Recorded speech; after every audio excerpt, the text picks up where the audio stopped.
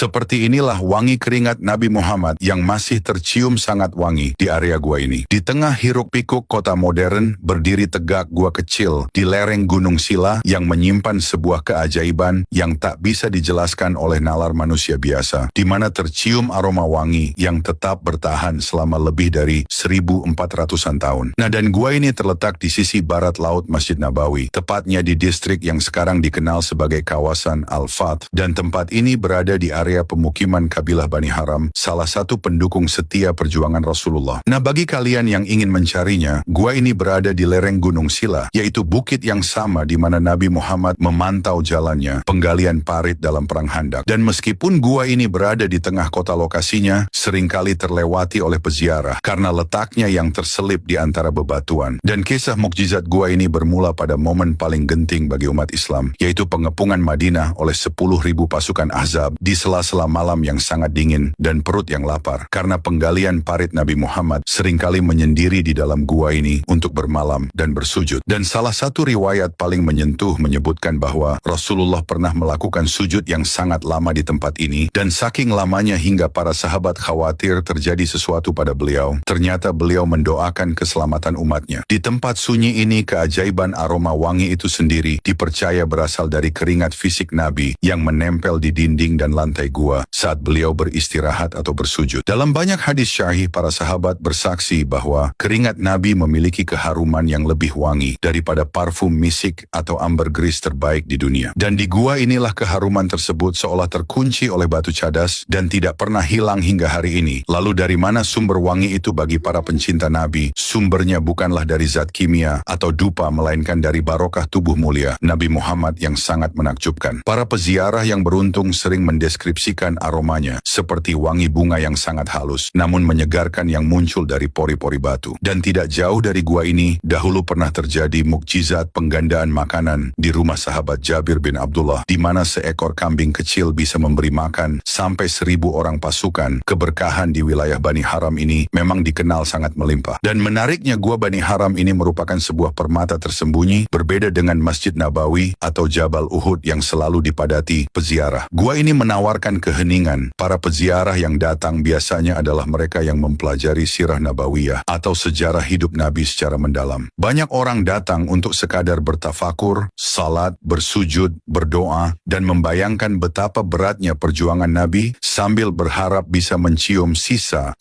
aroma wangi surga yang ditinggalkan beliau. Nah, gua Bani Haram ini bukan hanya sekadar objek wisata sejarah ya, tapi menjadi pengingat bahwa cinta sejati akan meninggalkan jejak. Meski Rasulullah telah lama wafat, namun wangi, ajarannya dan fisik beliau tetap membekas di dunia. Nah, jika kalian berkesempatan menginjakkan kaki di kota suci Madinah, maka luangkanlah waktu sejenak untuk mencari gua ini, rasakan anginnya, resapi ketenangannya, dan siapa tahu kita termasuk hamba yang diizinkan Allah untuk mencium aroma harum yang telah melegenda selama ribuan tahun itu. Amin.